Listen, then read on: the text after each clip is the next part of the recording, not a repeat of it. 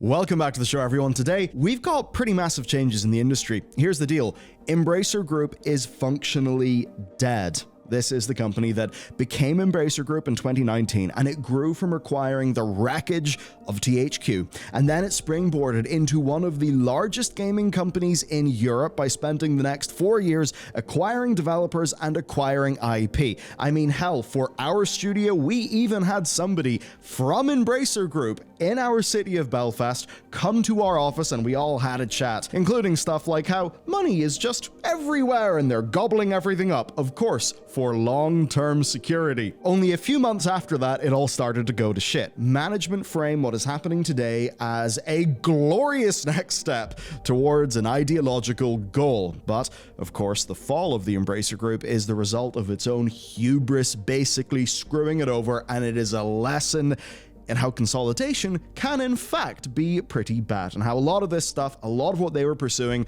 it was just a growth model that had no good end. Unlike, of course, today's sponsor. We're going to be leveling up in real life with brilliant.org/Bellular News. They've relaunched content, they're sprucing things up, and they're all about learning by doing, with thousands of interactive lessons in math, data, and programming, and you can get 20% off an annual plan and a 30-day free trial if you click my link. Now, Brilliant will hone your problem-solving skills, and you'll enjoy learning again. And it's actually time efficient. You see, active learning is proven to be 6x more effective than watching lecture videos. That's 100% right for me. In uni, I was stuck in lecture halls with like 200 plus people. It wasn't interactive, it wasn't personalized, it sucks. This doesn't. Now today, we're looking at thinking in code. Using their built-in drag-and-drop editor, you will be building programs and developing fluency in essential programming concepts, all without having to get over initial setup hurdles. You can get straight into the meat. Then, you'll be able to apply those concepts, doing things like automating reminders, building a filter bot, and other neat applications. And look, as somebody who really hated school, dyslexia and so on, and thrived as an adult, I just wish Brilliant existed when I was younger. I think what they do is terrific, it's a brilliant mission, and I think you should give them a try for free today at brilliant.org/Bellular News for a 30-day free trial, and that link also gets you 20% off their annual subscription. So it does seem that the days of waking up and finding out Embracer have acquired another developer or big company, those are probably over, because reading in between the lines of the company's new statements, the whole concept of a mega publisher comprising of hundreds of different developers and IP basically became so unwieldy that they couldn't sustain themselves any further, so they won't. And because of that, they have announced that they'll be splitting into 3 separate companies. Each one will be focusing on a separate part of the industry. To just quote from them, this move has been made with the intention to unleash the full potential of each team and provide them with their own leadership and strategic direction. And what Lars goes on to say in this quote is just hilarious to me. This is the start of a new chapter, a chapter that I intend to remain part of as an active, committed, and supportive shareholder of all 3 new entities with an evergreen horizon. Maybe, Lars, some would even say it's a blue ocean opportunity. The move towards 3 independent companies reinforces Embracer's vision of backing entrepreneurs and creators with a long-term mindset, allowing them to continue to deliver unforgettable experiences for gamers and fans across the globe. So I do love there how, Lars is talking about a long-term mindset and how everybody from that company was talking long-term until, they messed up their finances, they were irresponsible, and then what did they do? Well, all of those long-term things kind of went away, and there were massive job cuts, waves of projects being cancelled, so really it's only a long-term strategy whenever it suits them. Now, another thing that this will helpfully do is, get rid of the name Embracer Group, because I'm pretty sure we all know that Embracer Group is a toxic brand at this stage. You might be wondering then, with Embracer Group being dead, what happens to all of the devs and all of the IPs? Well, basically, there is still some work to do on what studios will be going to each of the companies, but the biggest players in each arm of their business have been decided. And the plan is they basically just get to be part of the most stupidly named gaming companies probably in the whole space. So let's go through that. First up, and the most cleanly, we've got Asmodee. They're a tabletop games company that were acquired in 2022, and they will now return to being their own company under their own leadership within the next 12 months. So that's probably good for them. Now, they're still going to be public, but this actually was one of the most consistently well-performing branches of Embracer till now. The Asmodee leadership is not changing. Key individuals are being promoted to basically new leadership sort of board positions, right? So that does all seem good. However, a lot of the things that they would have had access to, they may no longer, have, because the likes of, say, the Lord of the Rings IP, they're not going to be getting access to that at Embracer Group, mates rates between themselves, because Lord of the Rings is staying with Middle-earth Enterprises and Friends, which is the company that will now be renamed from Embracer. And that is actually what it's called. Middle-earth Enterprises and Friends. That is a very, very bizarre thing. And as Danny O'Dwyer, of course, he runs NoClip amongst other things. So he says, if they imagine putting friend in the name is going to enamor people to the megacorp, they clearly weren't listening to 3 years of people being rightfully creeped out by the Embracer Group. Because, it did kind of turn out that their loving embrace, in fact, meant loads of job layoffs, project cancellations, and destruction. And really, when you look at this, it's a level of playing fast and loose with brands that to me it just feels kind of manipulative and disgusting. And that's also kind of sad because, look, Lord of the Rings is one of my all-time favorite properties. Hasn't always been treated the best in video games, but there are a few hits from a while back. Now, this is what they're framing it as. A creative powerhouse in the AAA game development and publishing space for PC and console, as well as the stewards of the Lord of the Rings and Tomb Raider intellectual properties, among many others. So that's the strange thing, because whenever you think Lord of the Rings and Friends, do you also think of Dead Island 2, Killing Floor, Metro? No, you really don't. That is just a goddamn bizarre brand. Now, there is good stuff there. The Metro games, I think, are absolutely stellar. Lord of the Rings, I love that. Another part of this wing is Kingdom Come Deliverance, and of course, they have just recently announced Kingdom Come Deliverance 2. Basically, the sequel is going to be moving into that larger, more cosmopolitan city environment, still, of course, in that historical setting. To me, that is extremely exciting, in the same way that the promise of the initial game was. So, yeah, there's actually a lot of really good stuff in this group. As for studios they're keeping, they've got Crystal Dynamics and they've got Eidos Montreal. They've got Dambuster Studios. So Dambuster recently did Dead Island 2. You've got Flying Wild Hog, of course, Shadow Warrior. You've got Tripwire, which is Killing Floor. Vertigo Games, who are Arizona Sunshine. That is the zombie VR game. Warhorse Studios, who do Kingdom Come Deliverance. And 4A Games, the makers of Metro. So broadly what this basically is You might remember the name Deep Silver from games. It's basically them with free mode also being included, which is a retro games team, some tech teams, and also limited run games, as well as Dark Horse Media, comics, and all of that. Now, some of this will depend, of course, on whether Saber Interactive exercises some of their purchase options. And of course, that's referring to Saber splitting off from Embracer, which is a thing that we talked about a while ago. If you look at all of this, you can basically see what the plan is, though. This Middle-earth Enterprises and Friends, basically it's AAA games with very desirable IP, and then you got the likes, of course, of Dark Horse to help, with licensing and just all those things that Dark Horse do. And they do actually have some pretty good established relationships. As an example, right, there's some stuff with Microsoft, with the likes of Crystal Dynamics.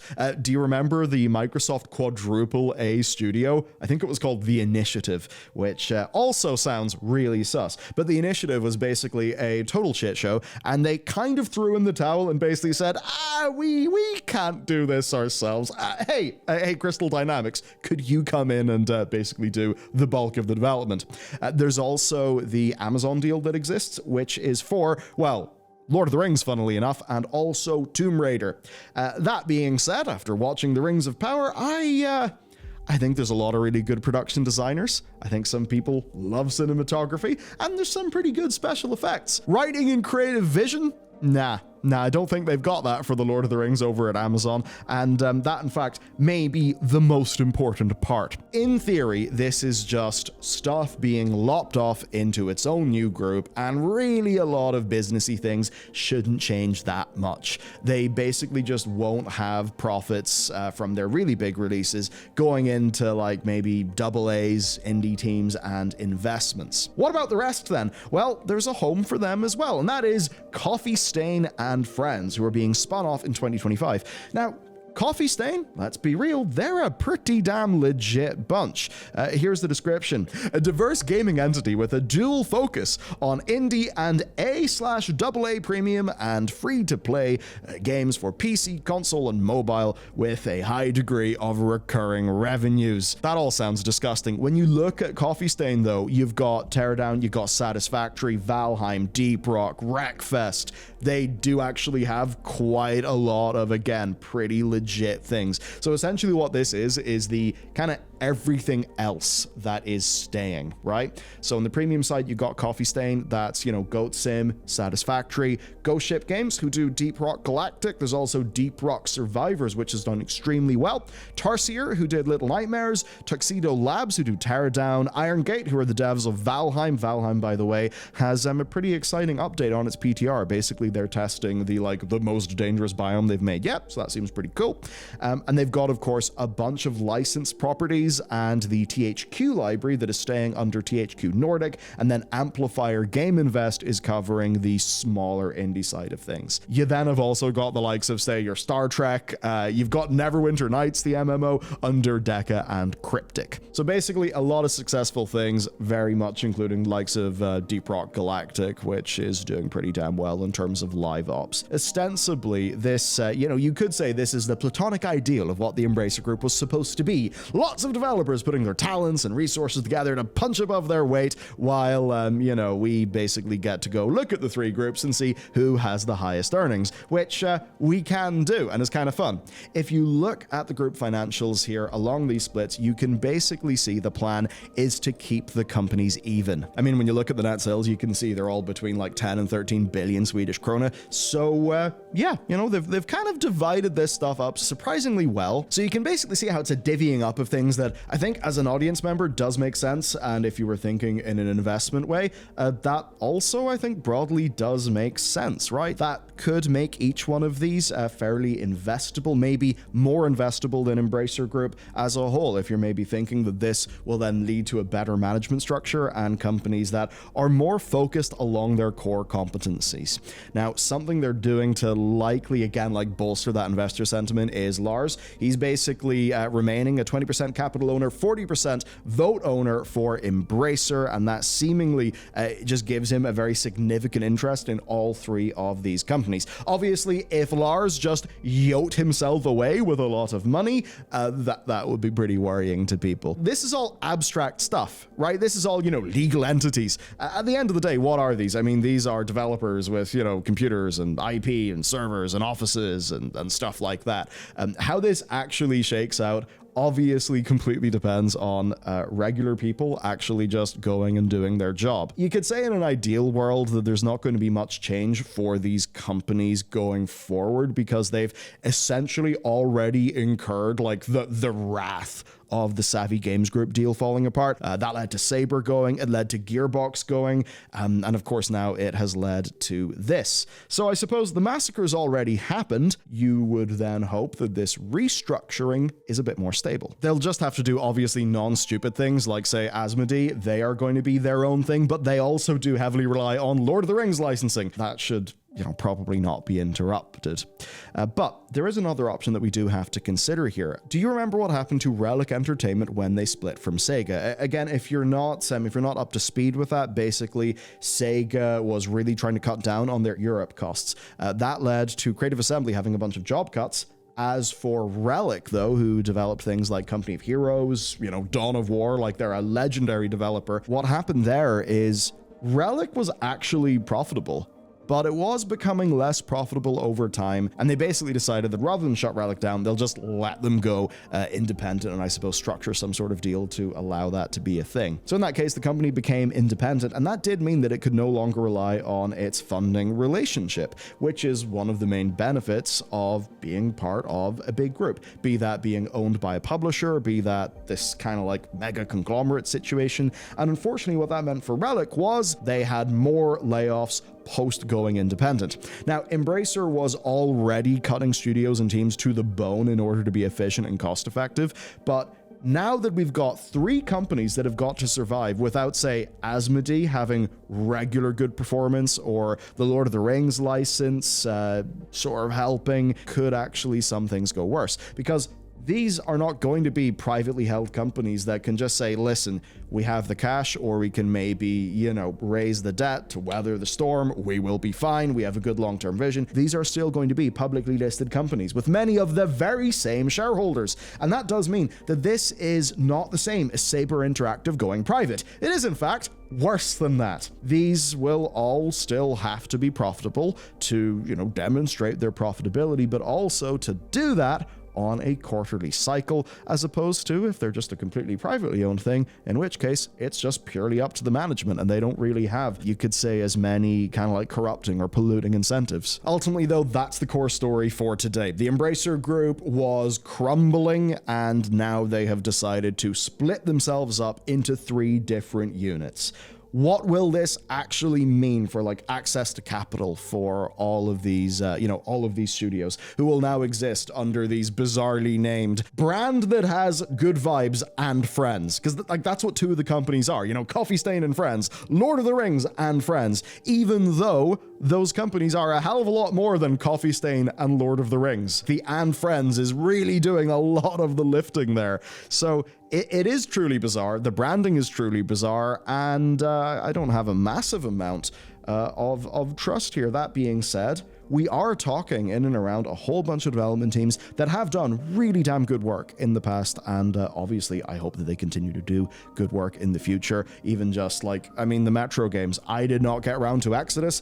That is super high on my to playlist. That is an amazing developer, and the same goes for so much of their group. Hey, just look at Deep Rock Galactic. So an interesting situation. I know that this is all just kind of like legal things and a bit of the old, insider baseball, but when this sort of thing routinely leads to loads of projects being killed, when it leads to developers losing their jobs, that obviously does feed back into, what we all eventually find on Steam. It's one of those challenging things. There could be bad news here, and I think a lot of audiences will say, who cares? It's just business shit. Doesn't really impact me. That's the tricky thing. It does. You'll just never know how it impacted you, because the future in which those staff stayed or those companies stayed alive and therefore put games onto Steam that you could potentially play, well, that future's not going to happen. You can't really compare. You don't know what you've missed out on, which is probably why this stuff is more covered by sort of enthusiasts like us lot. And, for obvious reasons, doesn't really matter to the more broad audience. Anyway, let me know what you think about this.